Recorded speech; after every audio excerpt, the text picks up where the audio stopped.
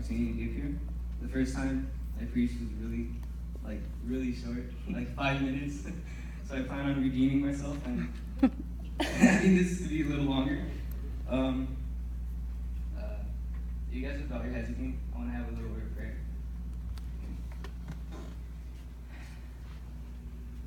Heavenly Father, Lord, we come to you giving you thanks for another week of life, Lord. We thank you for bringing us all here safely.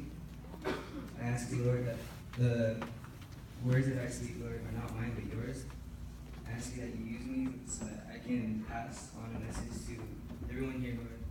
I ask you that to take away my nerves, please. And if anyone that is still on their way to church, Lord, to bring them here safely. I just ask in Jesus Christ's name, amen. Okay, so I want to start off with a question. Okay.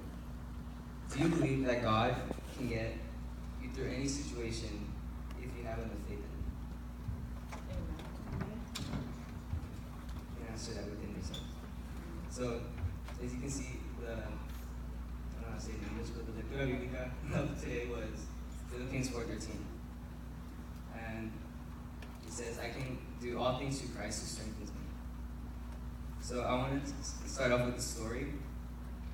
Have any of you guys heard of a man named Desmond Doss? Yeah. So this man served World War II as a medic. Something that most people don't know about this man is that he was Seventh-day Adventist. And what you guys may be thinking is, a Seventh-day Adventist serving the war, it just doesn't come it's not normal for us to be serving the war, because we don't do that stuff. But one thing stood out about this man. He went into the war, and he did not use gun for protection. Before I get there, I'm gonna say a little bit more information about this man. So he was drafted into war, not that he wanted to go, but he was required to go. Which meant the military was running low on soldiers, so they had to get the men who didn't go to war to go to war. So to get back into the story, he was called into war, and he couldn't reject this call. So this is where things started to get a little crazy. This man knew that if he went to war, with the help of God, he could achieve anything. The days before combat came, Doss would pray every morning and every night, knowing that if he had enough faith in God, anything was possible. So I want to read Matthew 21:22, if you guys want to look for it in your Bible.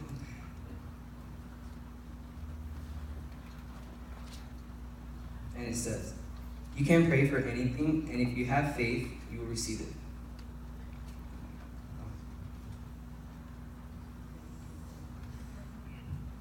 Okay. As Doss prayed every morning and every night, he got tormented by his fellow soldiers. They mocked him about refusing to carry a gun. Yet he stuck to his beliefs and showed a Christ-like attitude to people who tormented him. When the days of battle came, he refused to use a gun, but as a weapon, he took a pocket-sized Bible. Amen. His own words were, I couldn't picture Christ holding a rifle and killing people. That's crazy.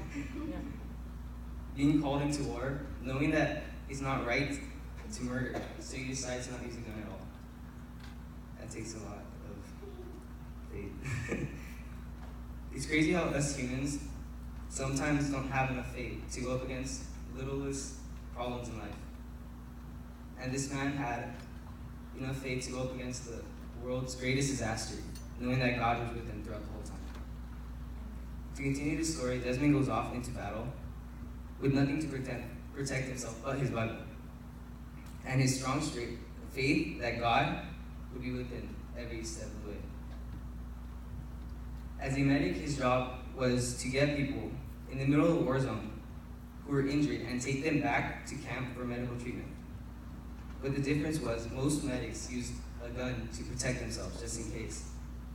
But Doss was different.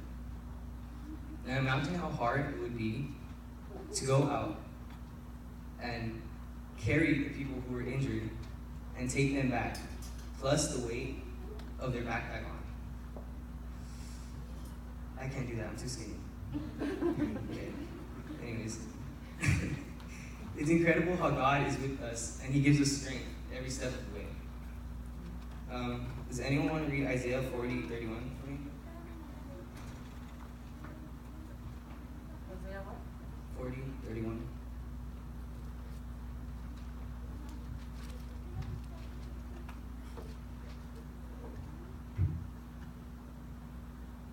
Pero los que esperan a Jehová tendrán nuevas fuerzas, levantarán alas como las águilas, correrán y no se cansarán, caminarán y no se fatigarán. Amen. I'm reading English for all those who don't really understand. But those who trust in the Lord will find new strength. They will soar high on wings like eagles. They will run and not grow weary. They will walk and not faint. This is exactly what Doss had with God. He had trust in the Lord, and thus God gave him strength. Just as God came down to sacrifice his life for us to be forgiven, Doss had his own mission, to save people without using a gun, although he was risking his life, knowing that God would help him. The story teaches us a lot about having trust and faith in the Lord. And though with him, we could do anything, just as David beat Goliath, even though he had doubt, but he trusted in the Lord. Just as Daniel was thrown into the lion's den, and he was scared, but he prayed to the Lord to protect him.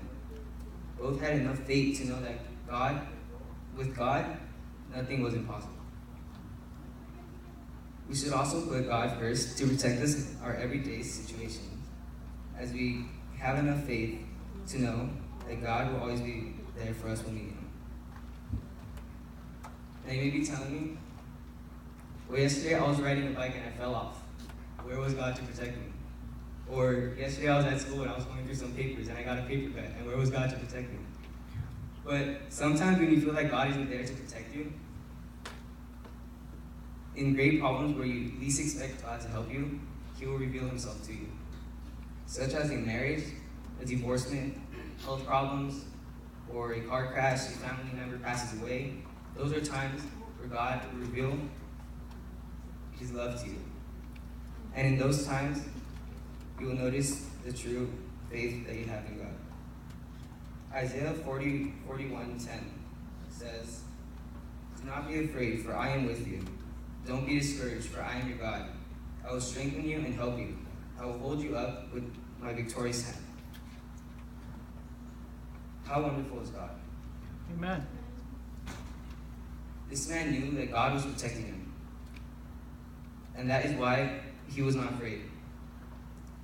We should be like that too. For little things that scare us, we don't have to be scared, because God is always with us. To continue the story, Desmond goes out saving people one by one. Each time he brought back one, he prayed for them and went out to save more. Until one crazy moment came up. After saving a huge amount of people, he went out, and as he was about to save another, he noticed that he did not have much time. Enemies were approaching, and he told the injured soldier to trust him, and that he was going to leave, but he promised that he would be back to save him. The man who was injured was thinking to himself, "Trust you? What are you going to do? You don't have a gun." But he agreed, and he agreed to Doss anyways. He trusted him. Doss began to dig a hole next to the man's body. And with that hole, he dragged the man in, and he covered him with dirt, leaving only his eye and his nose out so he can breathe and see. Now this is where God revealed Himself to Doss. As the enemies passed, they stopped right where the man's body was, about 2 feet away. Doss was praying to the Lord from a distance, watching, praying that the man dug underground would not be caught. The enemies then began walking and disappeared from Doss's eyesight. Doss then ran back to the man and dug him up from the ground and dragged him to safety. Psalms 56, 3-4. Does anyone want to read that for me?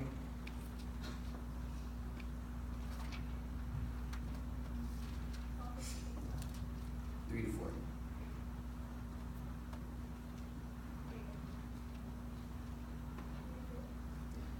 When I am afraid, I put my trust in you.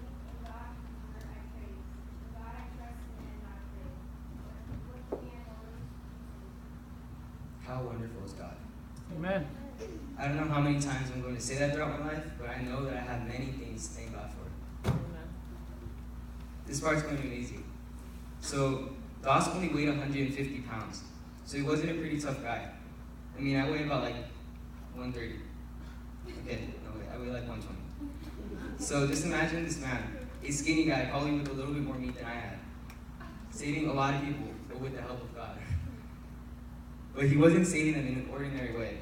He had a rope, and he used that rope to tie around his waist, and with that rope, he would, the other end, he would tie it to the man's torso, the injured guy.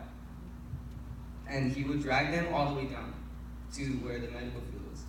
But the difference is, the medical field wasn't where the war zone was.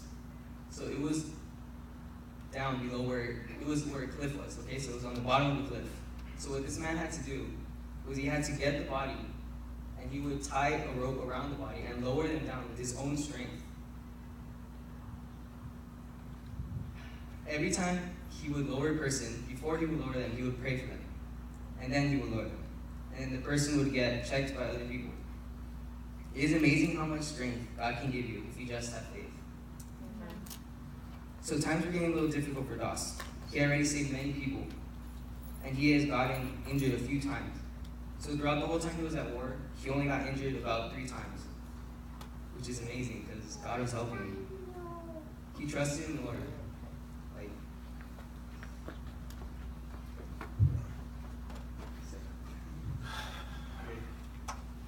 okay. Doss saved so many people, and he was beginning to get worn out. He began to pray. And his prayer was, Lord, help me save one more. Just one more. God helped him save that one last person.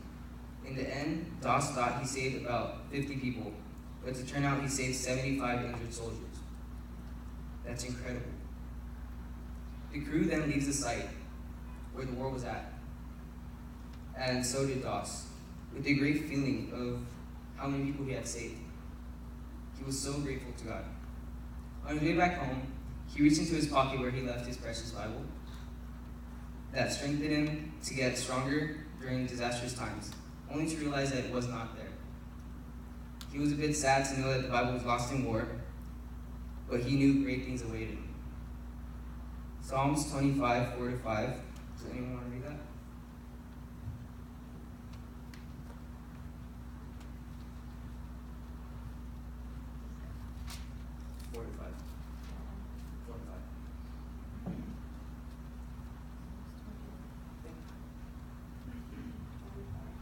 Show me thy ways, O Lord, teach me thy paths.